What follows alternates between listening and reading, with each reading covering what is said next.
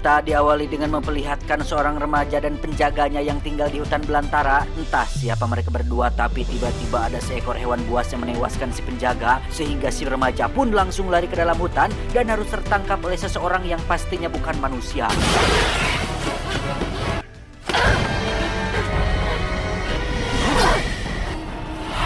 Dan kisah akan berfokus pada seorang remaja lain bernama, kita panggil saja si John, yang terlihat sedang bersenang-senang di pantai bersama dengan babaturannya, di mana John mampu melakukan gerakan akrobatik yang membuat teman-temannya cukup terkesan.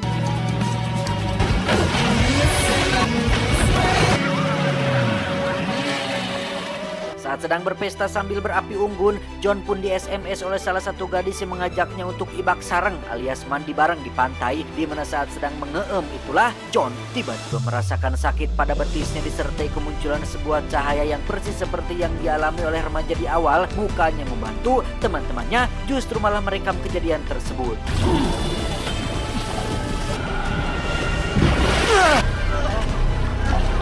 Keesokannya John pun dibangunkan oleh seorang pria bernama Henry yang menyuruhnya untuk bersegera berkemas meninggalkan tempat tinggal mereka. John diminta untuk membakar semua barang-barang pribadi lamanya termasuk plat nomor dengan tujuan untuk menghilangkan jejak dan identitas. Entah apa tujuannya, tetapi saat Henry sedang berkemas, ada seekor kadal yang masuk ke dalam salah satu tas dan tersengaja terbawa bersama mereka berdua.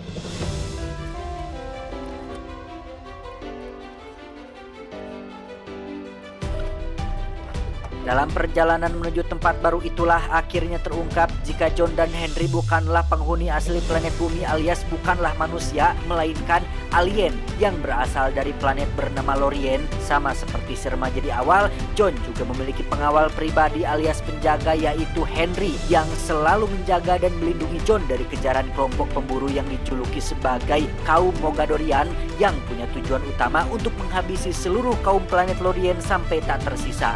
We never had the chance. Everyone was killed. Faktanya, John adalah satu dari 9 bangsa Lorien yang masih tersisa yang sengaja diungsikan ke planet bumi karena punya beberapa kesamaan, salah satunya bentuk fisik yang tidak terlalu berbeda jauh kecuali titik, di mana John adalah alien yang dijuluki sebagai yang nomor 4, sedangkan remaja yang kita lihat di awal tadi adalah nomor 3, yang karena para Mogadorian membunuh secara berurutan, maka target selanjutnya adalah nomor 4 yang tiada lain adalah si John.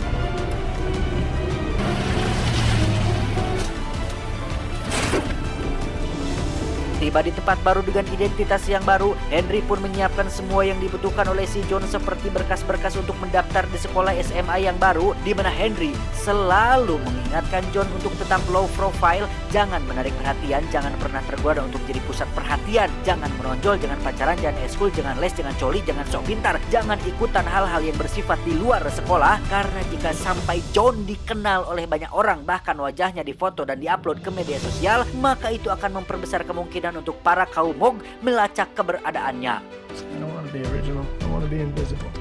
John pun memberitahu Henry tentang luka baru yang ada di betisnya yang sekarang menjadi ada 3 luka, di mana Henry menjelaskan bahwa apabila 1 dari 9 bangsanya mati, maka secara otomatis akan muncul luka di kaki bangsa yang lain yang jika lukanya ada 3, maka itu tandanya para kaum Mog sudah berhasil membunuh 3 dari 9 saudaranya.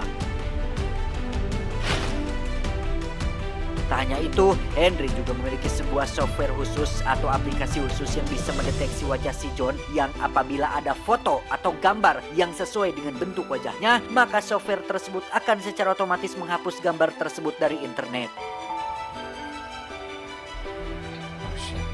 Saat itulah kita akan melihat si kadal baru saja turun dari mobil, di mana kadal itu sepertinya adalah kadal jadi-jadian karena ketika masuk ke dalam semak-semak, keluar sudah menjadi anjing yang tanpa mengetahui asal-usulnya dari mana, John langsung mengampihannya dan menjadikan si anjing sebagai peliharaannya. Sementara itu di rumah lama Henry dan John, kita akan diperkenalkan pada seorang wanita bernama, kita panggil saja nomor 6, yang tiada lain adalah saudara sebangsanya si John, yang karena Henry kurang rapi dalam menghilangkan jejak, si nomor 6 pun berinisiatif untuk menghancurkan rumah tersebut. Kembali ke John yang baru badai angkat sakola, di mana Henry lagi-lagi mengingatkan si John untuk jangan caper dan jadi pusat perhatian, yang meskipun sudah berulang kali mengatakan tentang hal ini, Henry tidak pernah bosan-bosan melakukannya demi untuk menjaga si John tetap aman dari para kaum Mog yang mengejarnya. Hey, John. Don't be stupid. Hari pertama di sekolah baru, John tak sengaja mendapat seorang siswi yang hobi fotografi sedang mendapat masalah di ruangan kepala sekolah gara-gara mengambil foto candid gurunya yang sedang mencabut bulu hidung, di mana siswi yang bernama Sarah ini pun disuruh untuk mengantar John sang murid baru ke tempat locker, yang akhirnya membuat mereka berdua saling berkenalan. Tak lama John pun didatangi oleh sekelompok siswa yang pasti Anda semua sudah bisa menebaknya, karena di setiap sekolah selalu saja ada sekelompok murid pededen alias polontong alias sok jago yang mengatasnamakan diri mereka sebagai penguasa sekolah, di mana sang pimpinan yang bernama Mark ini pun meminta John untuk jangan terlalu dekat dengan Sarah, karena selain idaman siswa satu sekolah, Sarah juga sudah lama menjadi target si Mark itu sendiri, sehingga John diminta untuk menjaga perilakunya jika tidak ingin timbul masalah. Good talking with the guy. Dan ya, salah satu murid culun bernama Sam pun menjadi korban dari kejailan kelompoknya si Mark, sehingga itu sudah cukup menjadi bukti bahwa Mark adalah sosok yang cukup ditakuti dan sering melakukan perpeloncoan kepada murid-murid lemah seperti si Sam ini.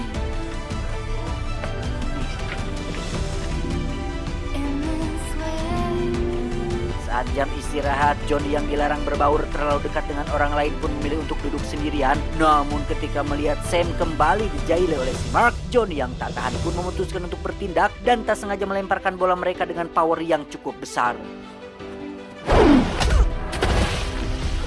Di rumah, John pun memeriksa situs milik Sarah dan mendapati wajah dirinya yang difoto candid terpampang nyata dalam katalog foto murid terkasih di sekolah, di mana foto-foto tersebut langsung terhapus secara otomatis berkat software canggih milik Henry.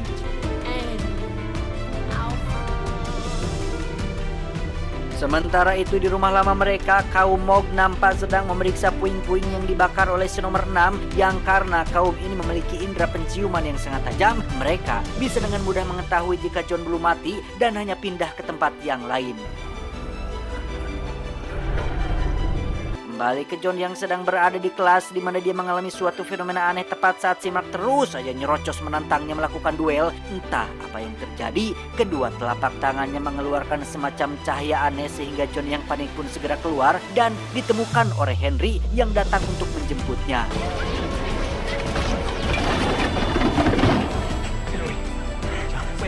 Henry menjelaskan bahwa apa yang terjadi pada John sekarang adalah sebuah warisan, sama seperti sawah 2 hektar dan kebun kelapa di Babakan Kadu. Kedua orang tua John mewariskan sebuah kekuatan yang hanya dimiliki oleh John sekarang. Entah apa fungsi dari kekuatan ini, John diminta untuk fokus dan pelajari perlahan bagaimana cara menggunakannya. Sesuai saran dari Henry, John pun mulai melatih fokus dan fisiknya dengan lompatan di hutan belakang rumah. Persis seperti remaja yang ada di adegan awal, John mampu melakukan beberapa gerakan akrobatik yang cukup sulit dilakukan oleh seorang remaja akil balik biasa.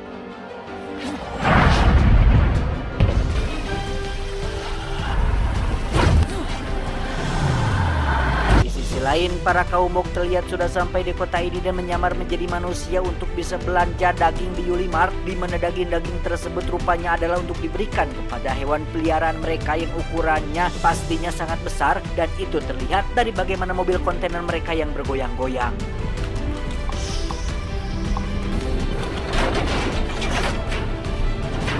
Kembali ke John yang sepertinya tidak mengindahkan peringatan dari Henry terkait berbaur terlalu dekat dengan orang lain. John yang hawa nafsu dan hawa mudanya sedang menggebu-gebu pun nekat menemui Sarah dan sok-sokan mengantarkannya pulang ke rumah, bahkan ikut makan malam bersama dengan kedua orang tuanya. Birthday a few weeks ago, Smith, right? Yes, sir. And your father? John yang sejak kecil tidak punya bapak dan ibu pun sempat terdiam ketika melihat kehangatan keluarga Sarah, di mana momen ini menimbulkan rasa ingin lebih dekat dan lebih ingin berbaur dengan orang lain, sehingga jangan salahkan AA Guru Gembul apabila benih-benih cinta mulai tumbuh di antara keduanya.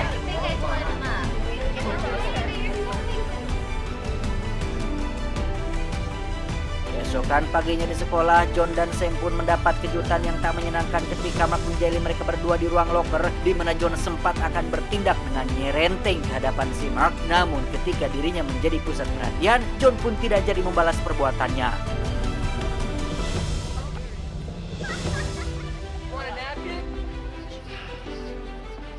Toilet, Sam pun mulai menceritakan kehidupannya yang penuh dengan tekanan yang setelah ayah kandungnya dinyatakan menghilang entah kemana, kini dia harus tinggal bersama ayah tiri dan ibunya yang sering tidak ada di rumah, di mana Sam juga menceritakan tentang profesi ayah kandungnya yang banyak dicemooh oleh banyak orang terkait penelitian yang dilakukannya terhadap UFO, makhluk luar angkasa dan sejenis-sejenisnya. Dulu Sam sangat yakin dengan apa yang dikatakan oleh ayahnya terkait makhluk atau adanya makhluk luar angkasa dan dunia astronomi dan tata surya dan alam semesta. Tetapi setelah orang-orang menganggapnya aneh dan tidak ecreg, Sam pun mulai kehilangan kepercayaannya terhadap teori-teori tidak masuk akal yang dikatakan oleh ayah kandungnya tersebut. Henry sendiri terlihat baru saja menemukan sebuah artikel berisi seorang pria yang diduga hilang diculik alien, di mana pria yang dimaksud ternyata adalah ayah kandungnya si Sam. Dan terdapat alamat pabrik baja tempat ayahnya bekerja dulu, sehingga Henry langsung pergi menuju ke sana dan menemukan 9 simbol yang mewakili kekuatan dari masing-masing kaum Lorien. Juga terdapat sebuah batu berwarna biru yang sepertinya adalah benda yang sangat penting.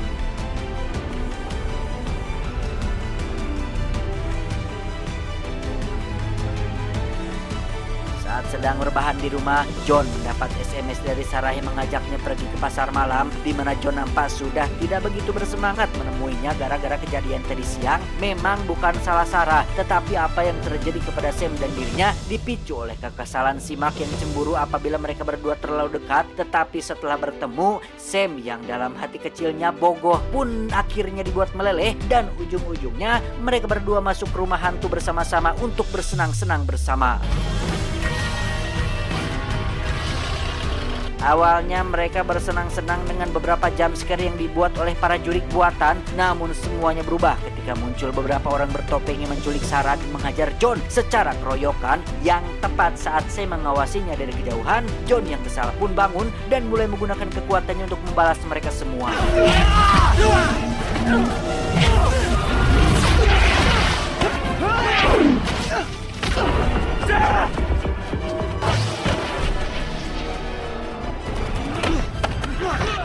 Sempat akan mematahkan tangan si Mark, John pun tidak jadi melakukannya setelah Sarah memintanya untuk berhenti, di mana John langsung mengantarkan Sarah pulang ke rumahnya. Dan seperti kebanyakan remaja akil balik yang ingin mengicip-icip indahnya kisah kasih asmara, keduanya pun mulai mendekatkan wajah mereka. Dan saat akan pulang, John pun mendapat SMS dari Sam yang mengatakan bahwa dia sudah melihat apa yang John lakukan di pasar malam tadi, di mana John langsung pergi menemuinya untuk memastikan hal tersebut, yang pada akhirnya John tidak memiliki pilihan lain selain jujur tentang jati dirinya yang sesungguhnya. And the hand thing? It's not you. Ketika John menyebutkan nama Mogadorian, disitulah Sam langsung terbesit sebuah teori tentang ayah kandungnya yang hilang secara misterius, yang mungkin saja telah diculik oleh para kaum Mog. Yang sebelum mereka selesai berbincang, ayah tiri Sam pun teriak-teriak memanggilnya untuk secepatnya masuk ke dalam rumah. Keesokan paginya, John dan Henry pun kedatangan bapak kepala sheriff setempat yang ingin menanyakan perihal kejadian di pasar malam tadi malam, karena faktanya beliau ini merupakan ayah kandung dari si Mark, sehingga ketika mendengar anaknya dihajar oleh seseorang sampai tangannya cedera, membuat beliau menjadi penasaran tentang siapa yang telah berani-berani berbuat seperti itu kepada anak tercintanya. Setelah ayah Mark pergi, Henry langsung menyerang John dengan berbagai pertanyaan terkait peringatan yang sering disampaikannya. Henry menganggap jika John adalah sosok pemuda yang bangkar warah, susah diatur, dan sulit dikendalikan. Yang ketika John diminta untuk segera berkemas dan pindah ke tempat lain, di situ John mulai berani menentang perintah dari Henry, yang tentu saja semua ini terdorong oleh cinta monyet yang terjadi di antara dirinya dan si Sarah.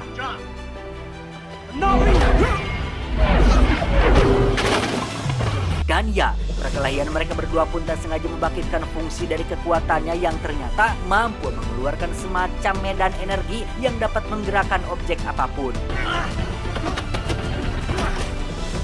Setelah situasi mereda, Henry pun meminta John untuk berpikir bolak-balik, karena jika memang John peduli terhadap Sarah, maka seharusnya biarkanlah Sarah tenang dengan kehidupannya. Yang sembari Henry berkemas, John diminta untuk kembali ke kamar dan memikirkan kembali tentang keputusannya tersebut. Bukannya mikir, John malah molor sampai sore hari, di mana saat turun ke bawah Henry sudah tidak ada di tempat dan tak lama muncullah panggilan telepon yang berasal dari orang lain yang mengklaim bahwa dirinya sudah menculik Henry, yang apabila ingin Henry tetap hidup, John diminta untuk datang ke lokasi yang sudah ditentukan. Karena tak bisa melakukannya sendiri, Sam pun membawa serta Sam untuk ikut membantu mencari lokasi yang dimaksud. Yang sesampainya di sana, Sam diminta untuk jaga di luar, sementara John akan masuk sendirian untuk memastikan Henry ada di dalam. That's it.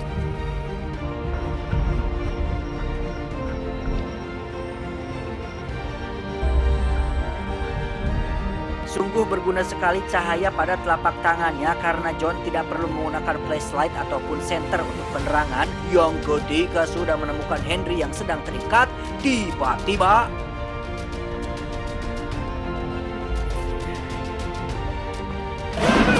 ya, ternyata ada dua orang manusia yang menjadi anteknya kaum Mog, di mana salah satu antek berhasil menangkap Sam dan mengancam akan menembaknya, tetapi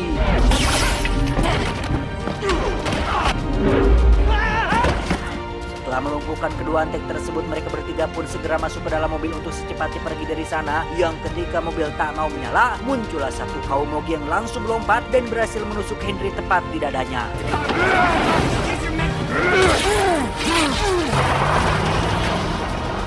Setelah berada di tempat aman, John pun menurunkan Henry yang kondisinya sudah sekarat, di mana sebelum kematiannya, Henry menitip pesan agar John bisa menjaga dirinya dengan baik dan titip jemuran di rumah yang belum sempat diangkat, dan juga tolong bayarkan beberapa cicilan pinjaman aplikasi online yang belum lunas. Lantas, Henry pun mati disertai dengan tubuhnya yang lenyap menjadi abu.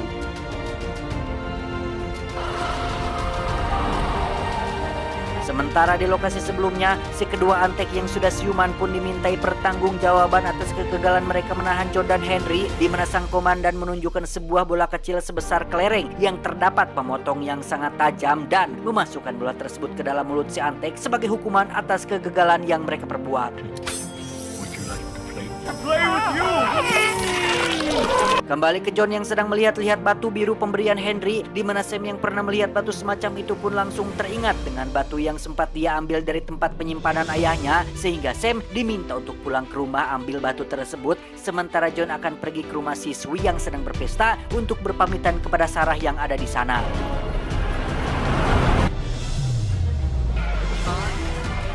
Dan inilah ribetnya jika seorang pria sudah kapincu cecer alias selalu melibatkan wanita dalam situasi urgent, karena ketika John seharusnya sudah bisa kabur jauh, dia malah harus muncul dalam sebuah pesta yang kebetulan ada Mark di sana, yang tentunya akan langsung menghubungi ayah sheriffnya untuk datang ke tempat tersebut. Yang ketika sudah bertemu Sarah, John langsung berdrama-drama ria mengenai kepergiannya yang berat dan memohon maaf, kamu terlalu baik untukku. Dah, tiba-tiba muncullah si sheriff yang bermaksud untuk menangkap si John, tetapi setelah John kepalang menunjukkan kekuatannya di depan semua orang, ia pun membawa serta Sarah dalam pelariannya, sementara Sam sendiri nyaris saja menabrak anjing peliharaan si John yang sedang ngajanteng di tengah jalan, sehingga Sam mau tidak mau harus membawanya untuk pergi ke rumah dan mengambil batu biru sesuai permintaan si John. Kembali ke John yang dibawa Sarah ke tempat yang katanya paling aman dan tidak diketahui oleh siapapun, yaitu sebuah ruangan khusus di gedung sekolah SMA mereka sendiri, di mana Mark dan sang ayah yang sedang pergi ke sana pun dicegat oleh kaum Mog yang langsung melempar si sheriff dan memaksa Mark untuk beritahu kemana si John pergi.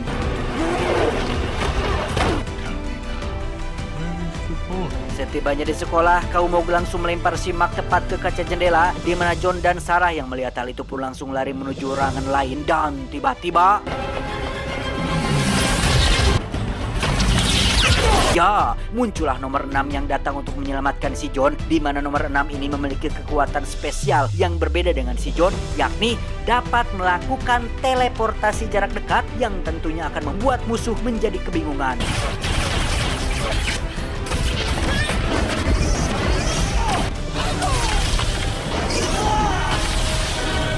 Sam dan si anjing sendiri terlihat baru saja tiba di sekolah tepat saat dua monster kaum Mog keluar dari dalam kontainer, di mana si anjing yang sejatinya adalah hewan asal planet Lorien pun mulai menunjukkan jati dirinya dan melakukan perubahan bentuk yang tentunya membuat Sam menjadi ketakutan.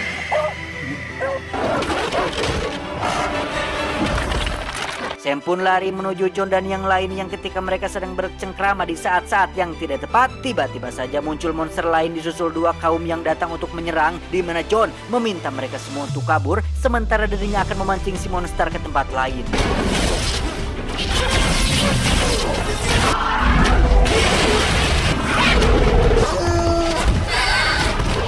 Dan ya, muncullah anjing peliharaan si John yang berhasil menyelamatkan majikannya, di mana si anjing terus menyerang si monster dengan segenap kekuatannya, yang ketika satu kakinya terluka, si monster yang bermaksud balik menyerang pun tak sengaja disoledat, sehingga si anjing berhasil mendapatkan kesempatannya.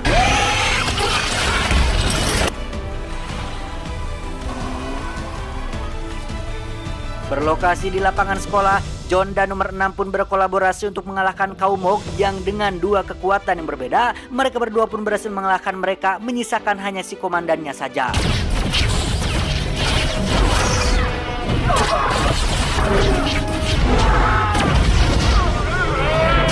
Ketika si John sedang menahan si komandan menggunakan medan energi, nomor 6 pun diculik oleh monster lain yang membawanya ke udara, sehingga John terpaksa harus melepaskan si komandan demi untuk bisa menyelamatkan nomor 6.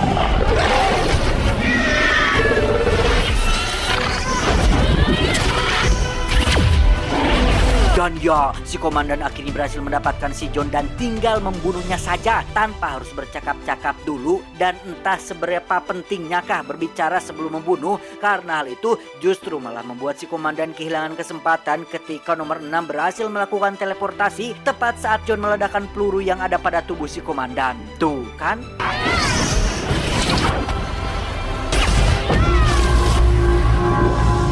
Setelah semua selesai, John dan nomor 6 pun menyatukan kedua batu yang terpisah, dan ternyata batu itu adalah sejenis GPS untuk mereka bisa melacak di mana keberadaan nomor-nomor yang lain, sementara Sam yang memiliki pengetahuan dan wawasan tentang dunia alien pun sekalian ikut diajak untuk memulai petualangan ini. Max sendiri kini sudah berdamai dengan dirinya sendiri dan justru malah membantu mereka berdua dalam pelarian kali ini. Sementara untuk Sarah, John tentunya tidak ingin melewatkan kesempatan untuk memberikan kenang-kenangan terakhir sebelum pergi, yang pastinya momen ini akan menyebabkan video ini menjadi dolar kuning. Henry was right. It's as good a place as any in the universe.